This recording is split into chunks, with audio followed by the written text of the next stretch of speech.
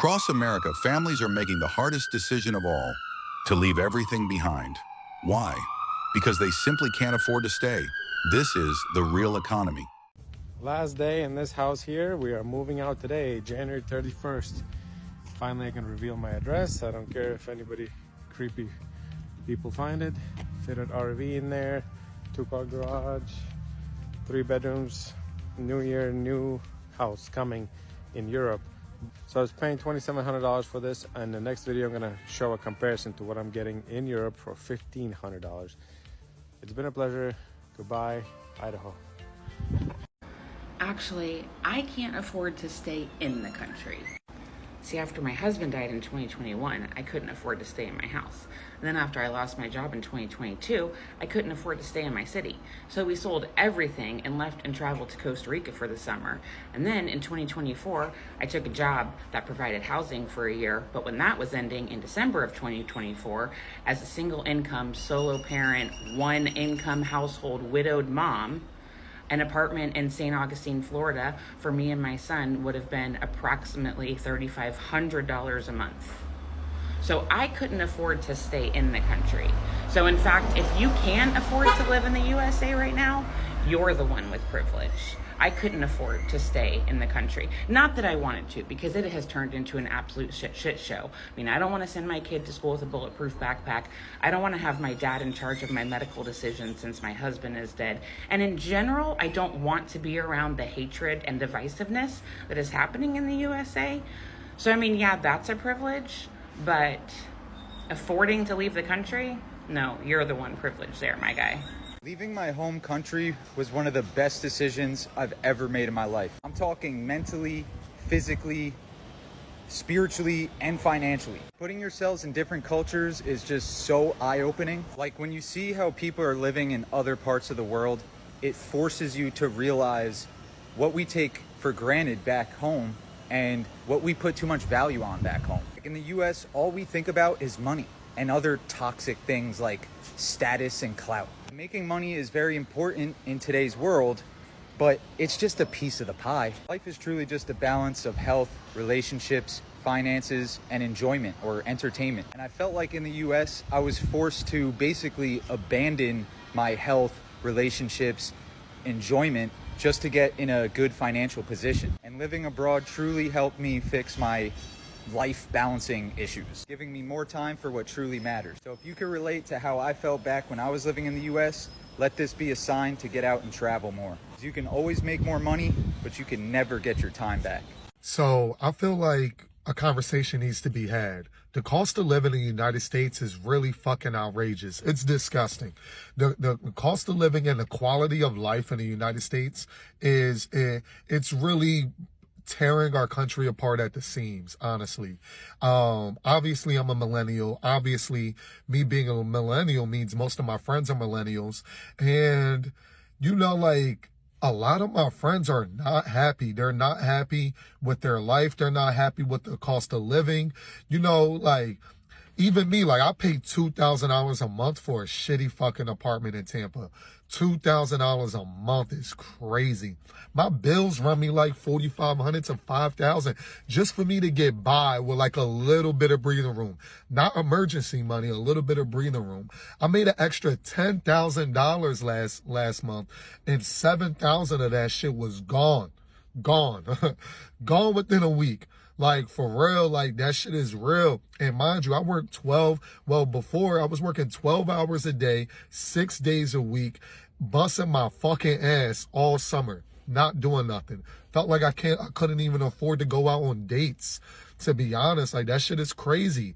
And like, you know, America, like, oh, pay your bills, do this, do that, like, keep us in debt. And it's like, yo, like, at what point is our happiness a priority? At what point is our quality of life a priority? At what point are the American people the priority? Because the people that get paid are the politicians, are the big businesses, because one hand washes the other. So it's kind of like, yo, while all of us is holding our fucking dicks out here and trying to like feed ourselves and feed our families and, you know, find some purpose out here in life.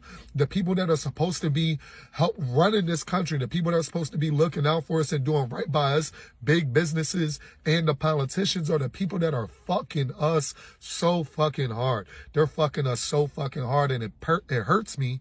It pains me to see my friends just out there like, yo, like people are disillusioned. People are disenfranchised. You know, like 90s babies, we were the last people to be promised the American dream. We were the last people that really believed in that shit. And as we got older, as we hit 18 years old, 2000s, as the 2010s wore on, we started to realize like, whoa, that American dream shit is a pipe dream. That American dream shit was never a dream for us. They cut that shit off. It was a dream for our parents. It was a dream for our grandparents. You know, our grandparents, they could get a simple job, right? They could get a simple job. Our parents could get a simple job, stand there and have a quality of life to stand there and fend for they, you know, like feed their family, go out on a vacation once or twice a summer, like, and live a happy life. But you can't do that anymore. You can't do that anymore. Like, we got to make, I saw a stat today that, Americans now have to make an extra $11,400 to cover their basic needs. What the fuck? Are you fucking kidding me? Are you fucking kidding me? Nancy Pelosi out here, she makes $284,000 a year by the government, yet she's worth $290 million. Are you fucking kidding me? How are you worth $290 million? She was worth $190 million in 2019. Her government salary is like $300,000 a year. How are you worth $300 million? That's like that's like just as much as Drake is worth and shit like that. Like, what are you doing out here? You're running this country. You're pro America. Like, and you're supposed to be a Democrat. That's why that Democrat and Republican shit, that shit don't mean shit. That shit is ass. That shit, like, miss me with all that shit. At the end of the day, the cost of living is way too much and the quality of life is way too low. And that's why Americans are upset. That's why Americans are not happy with being Americans right now. They're not happy with how they feel. I will move out this country in a fucking heartbeat. In a fucking heartbeat. Because this shit is ghetto. And this shit is not built for us to live and sustain a happy life and be in harmony with each other. That black and white shit, that Republican and Democrat shit, that's all like fucking like spewed out by the media, big businesses, and politicians. So we all fighting each other, getting mad at each other, where it's like, yo, at this point, we need to stick together. We need to band together because they fucking us all. They doing us all dirty while they drive our country into the fucking ground. Would you move across the country if it meant saving $1,000 a month? Before moving, compare wages and job availability. Cheap rent means nothing if there's no work. I took my trip, y'all. I took my trip out the country to see and visit the place where I'm going to live. Took my baby boy. I got darker. I got so dark. But feels good. It stinks to come back home, but it's grind mode. And getting out of that after vacation blues. But I'm so happy that God is really making a way for me to get out of the States because it's just not it for me and my son anymore. So I gotta do what I gotta do. I just got my new lease agreement because my lease ends next month and freaking out a little bit. Every single year, my rent has gone up by $100. I live by myself. I pay the entirety of the rent on my own. My new rent starting next month is $1,200. $1,200. For one, I don't know how I've even been paying $1,100 for the past month. I don't know how I've been doing it, but I've been doing it. Barely. To divulge some extra information that I probably should not divulge, I get paid every week.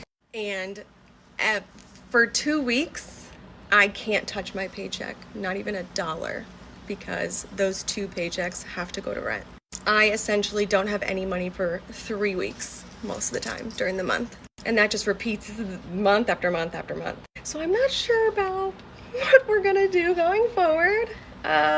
Luckily it's my birthday next week and I am going to get a chunk of change that I will be holding on to for dear life. But this is like a big reason why I wanted to be a part of the Creator Fund, because I cannot afford the cost of living, and I need to get my dog a behaviorist, which I also cannot afford. I need to pay off my credit cards, which I cannot afford to do. They have been closed for 3 years. I have been paying them off for 3 years. And I did try looking into like getting a part-time job, but I simply do not have time on top of my full-time job and having a dog that, you know, I need to be home for. So if y'all know any way to make extra money that isn't, you know, OF or something of that sort, and isn't something that I need to leave the house for because I have my dog, let me fucking know.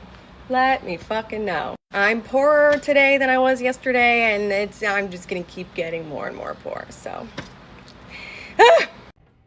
The cost of living in this country is currently, it's not going to be, it is currently unsustainable. And there are people that they know this, but then they'll still look at somebody else that's struggling and then tell them they're not doing good enough. I want you to imagine somebody that makes $75,000 a year. That's a pretty high up wage in terms of like top earners in this country, $75,000 a year. And we're going to go through some things here. This is a person with no debt outside of a car. And please don't hit me with the, you can go buy a car for, shut up, you can't, shut up, stop saying ridiculous things. An entry-level decent car is $30,000. So this person who puts $200 a month into insurance and they pay 5% into their 401k, because shut up, people should be able to put money into their retirement. Because if you're not doing it now, you're never going to get to start doing it later. So after those two things come out of their paycheck, and their taxes are paid, they bring home $53,850 a year from a $75,000 paycheck. Average rent in my state for a one-bedroom apartment, because an adult should be able to live by themselves, $1,700. That car payment at 6% for an entry-level, very reasonable sedan, nothing fancy, that car payment's $579 a month. Car insurance, $240 or so a month for a lot of vehicles in this day and age. You're a young person, you've got a nice job, but the insurance companies still want to screw you over. Food. You only cook at home. You never, ever go out. You only cook at home, and you only eat decent quality food because a human being should be allowed to eat decent quality food. You pay $879 a month for that. You spend $250 a month in gas. You wear and tear on your car $100 a month. $80 for your phone, $80 for your internet, $175 a month for your electricity, $70 for your water, $20 for your cash. You make $75,000 a year, and outside of a car payment, you have zero debt. Do you know how much money you have left over annually at a $75,000 wage? You do nothing. You don't own a Netflix. You don't go out on a date. You don't pay to go to a park. You don't go watch a movie. You do nothing. If you can't find it on the internet for free, you don't get to do it. If you can't cook it at home for your $800, you don't get to do it. You have $3,700 left over annually. That's like $320 a month. And there's going to be, well, that's $300. Shut up. Shut your stupid, contrarian, edgelord mouth. That's not a doctor bill, because God knows just because we have insurance doesn't mean that we don't still pay far out the ass when we go to the doctors. People like to be entertained. They want to date. They want to... There's those of you out there that will tell somebody living like this on $75,000 a year before taxes that they are not doing what they're supposed to do, that they should get a second job, that they should get a side hustle, that they should get a better job. And the fact that you would look at somebody with no debt other than a car and say something like this to them means objectively you're a moron and you live in a fantasy world. This is unsustainable. What do you think is more important? Affordable rent or being close to family? Some states have relocation assistance, remote worker incentives, or lower taxes. Research before you commit. My family is taking an indefinite break from the United States. We're leaving in 38 days. And a few nights ago, I had my first moment, a panic moment. I was laying in bed. All the kids were in bed. The house was quiet, and I had a moment where I was just like, what am I doing? Am I really gonna do this? I think the unknown is scary. Change is scary. And I had to talk myself out of it real quick, because this fear is what has kept me from pursuing this sooner. It's kind of like the comfortability and the familiarity of what I already know here. Here in the US, just kind of like you go to work, you know, you go to school, and that's just not making me happy. I'm burnt out, and if I want something to change, then I need to change something. And so I'm really going into this journey with an open mind, with an adaptable mind, with a patient mind, and I really just need to push past that fear to see any change.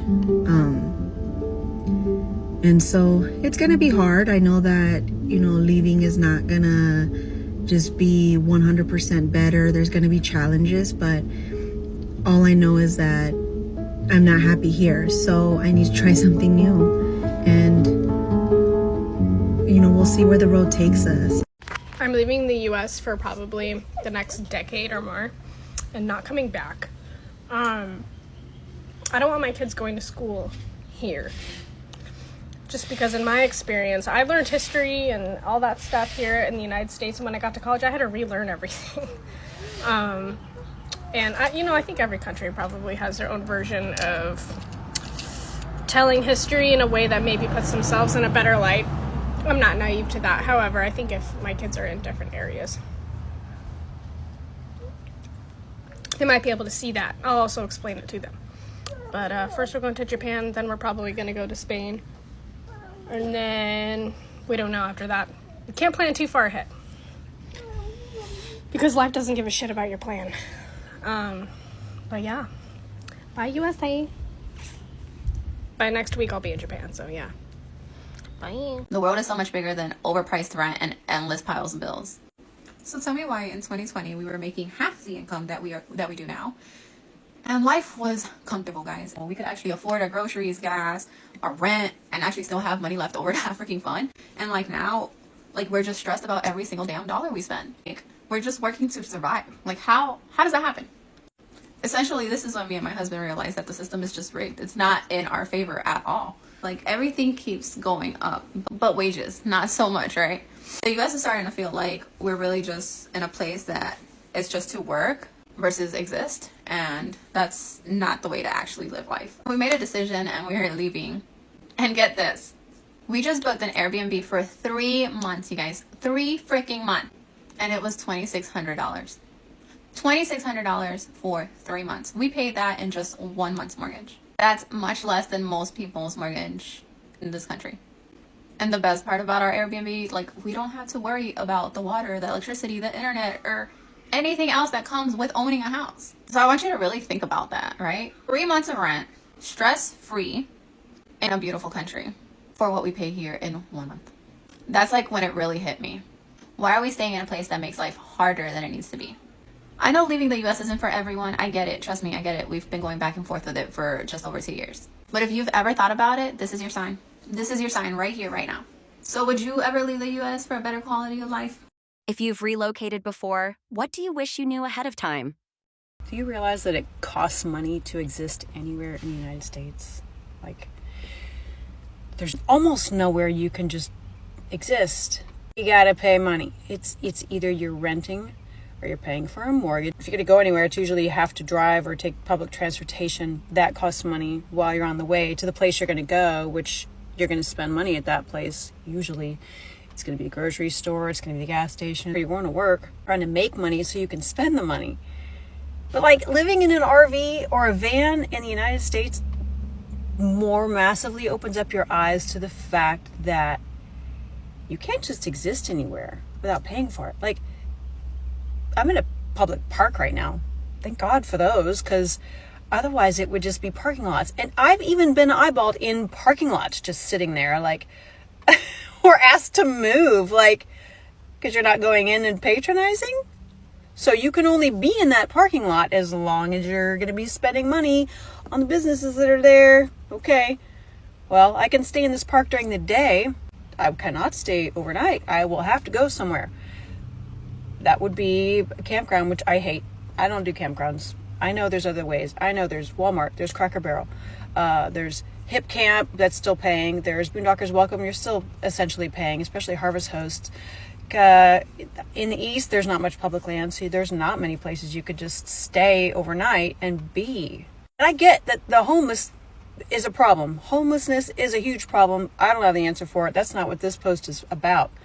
But I'm not a homeless person. This is my house.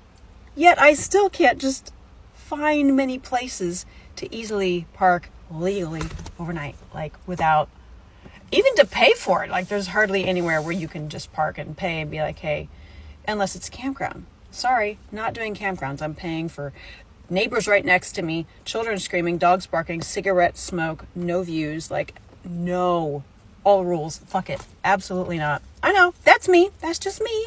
Don't get upset at me for that. That is my choice. That's my right to have that choice and to make it. I only do campgrounds in extreme circumstances. The point is, you can't just exist here. You can't, it's like illegal. Probably is illegal in some places to be homeless. It's just one of these brain things that I just think about and I'm like, are you kidding me? Like it's fucked up. It's fucked up. It's a fucked up country. It's a pretty fucked up world. So just saying, if you ever really think about it, it might kind of blow your mind. The more you know.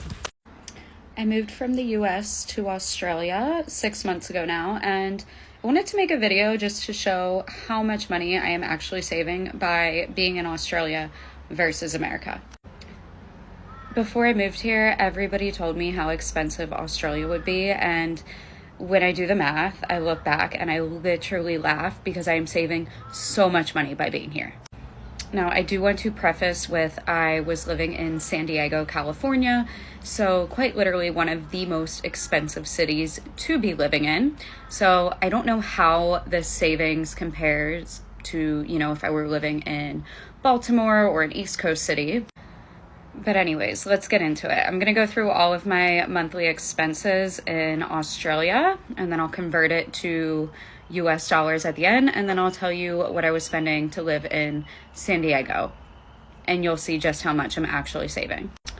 So pretty much everything is paid by the week here. My rent is $250 a week, and that includes all of my utilities, water, electric, gas. It also includes a bi-weekly cleaning service, which is really nice. Wi-Fi, you name it, it's included. That obviously breaks down to $1,000 a month. Keep in mind, this is Australian dollars. My gym membership is $50 a week. That is $200 a month. Now, I know this is a lot, but it's an amazing gym. I love it. I'm obsessed. Okay.